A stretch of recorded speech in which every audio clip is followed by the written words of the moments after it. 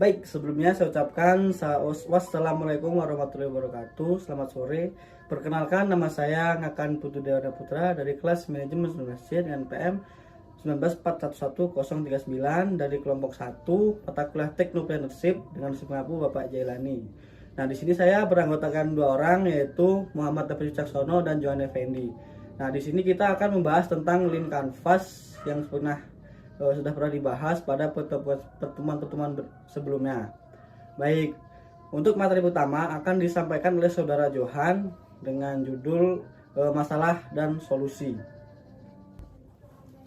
Baik, untuk masalah atau problem ini dari Lean Canvas yang kami buat.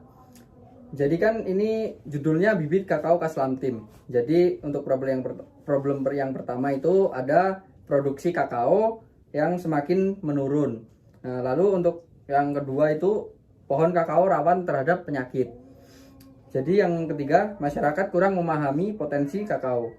Untuk exiting alternatif, produksi menurun, tidak akan bisa panen secara maksimal. Dan banyaknya penyakit yang menyerang pada kakao yang sudah tua. Selanjutnya, kurangnya pemahaman tentang nilai yang dimiliki oleh kakao. Untuk solusi, di sini adanya jenis-jenis kakao yang memiliki potensi genetik atau bisa dikatakan bibit yang unggul, dapat meningkatkan pendapatan para petani. Jadi untuk yang solusi kedua, memberikan sebuah edukasi cara untuk menanam kakao dan merawat kakao. Selanjutnya, unique value proposition. Jadi di sini bibit kami berkualitas tinggi, lalu tahan terhadap penyakit, dan bibit yang terkini atau bisa dibilang juga terupdate. Maksudnya untuk terupdate itu seperti kayak sering mengeluarkan klon-klon baru gitu, kayak jenis-jenis baru gitu. Dan untuk nilai yang usaha kami yang miliki ini juga bibit yang sudah teruji. Jadi udah ada kayak pohon sampelnya gitu, udah kayak ada pohon yang sejenis yang sudah produksi dan memiliki banyak panen gitu. Panennya, buahnya lebih banyak. High level concept yaitu bibit yang bermutu, mempunyai banyak jenis serta sudah teruji. Mungkin itu saja yang dapat saya sampaikan. Selanjutnya akan disampaikan oleh Muhammad Hafiz Wicaksono. Baik, mungkin saja itu saja yang dapat saya sampaikan. Selanjutnya akan dibacakan materinya oleh Ngakan Putu Dewa. Untuk Ngakan Putu Dewa, saya persilahkan. Baik, terima kasih Saudara Johan. Di sini saya akan membahas tentang customer segment, early adapters, unfair advantage, channels, dan juga key metrics. Oke, untuk segmen customer segment, yaitu petani kakao yang umurnya itu adalah usia produktif. Tidak mungkin kan kita lansia dan anak-anak untuk bertani itu tidak bisa.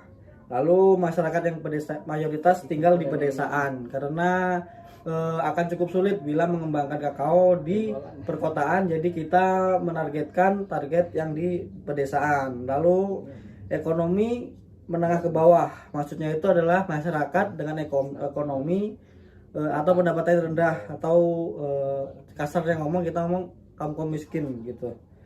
Lalu early adapternya adalah masyarakat petani yang sudah berumur 30 tahun ke atas, itu mayoritasnya.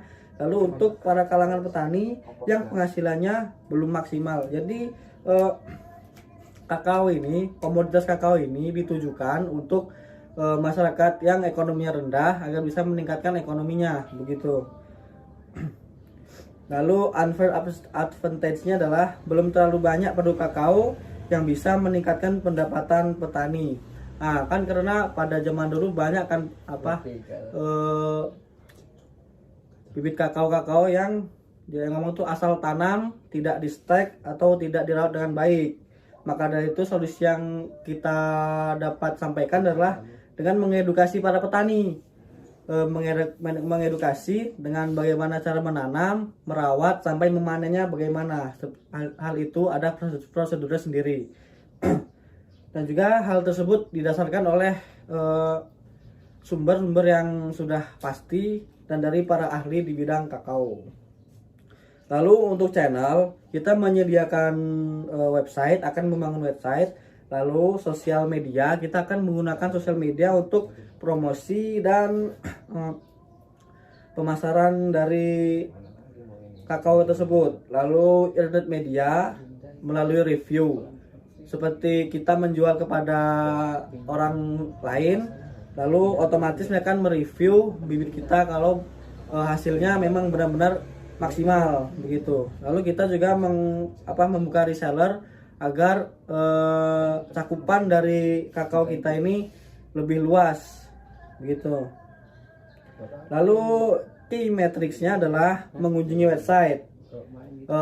Customer dapat mengunjungi website yang sudah dibuat untuk melihat update-update apa saja yang ada tentang kakao. Lalu pesan produk melalui media sosial. Jadi bisa melewati telepon, Facebook, WhatsApp, Telegram, dan media sosial lainnya.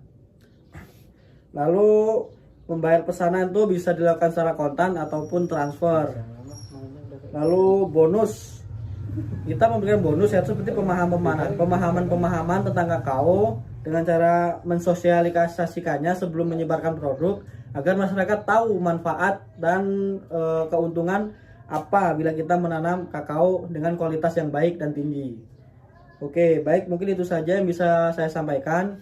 Materi selanjutnya akan dibacakan oleh Saudara Muhammad Hafiz Wicaksono. Baik, terima kasih kepada Saudara Putu. Saya akan melanjutkan presentasinya. Selanjutnya itu ada cost struktur, yaitu ada biaya produksi seperti tanah dan polybag. Nah, ada juga biaya operasional seperti pengantaran produk dan lainnya. Terus ada gaji. Gaji itu meliputi dengan gaji karyawan dan gaji buruh. Selanjutnya ada biaya pembuatan banner, biaya perawatan seperti pupuk dan lainnya. Terus ada biaya greenhouse, yaitu rumah pembibitan yang seperti di foto sebelumnya. Selanjutnya revenue stream, yaitu dari penjualan bibit kakao kepada konsumen akhir, penjualan bibit kakao kepada reseller, penjualan benih kakao, dan penjualan interest atau batang kakao. Baik, sekian dari saya. Terima kasih. Wassalamualaikum warahmatullahi wabarakatuh.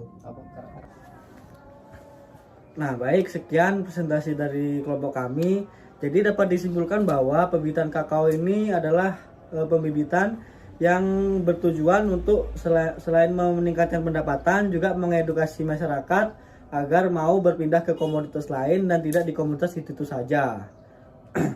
Karena jika kita hanya stuck di satu komoditas, satu hal yang monoton di situ saja, maka pendapatan kurang maksimal dan juga ekonomi akan tetap rendah. Maka dari itu kami membangun dan mengembangkan bibit kakao yang sudah ada dengan bibit kakao yang lain agar tercipta produk yang berkualitas dan dapat meningkatkan taraf hidup masyarakat, terutama di masyarakat pedesaan. Baik, sekian presentasi dari kelompok kami. Bila ada salah kata saya mohon maaf, kepada Tuhan saya mohon ampun. Saya akhiri. Selamat sore. Assalamualaikum warahmatullahi wabarakatuh.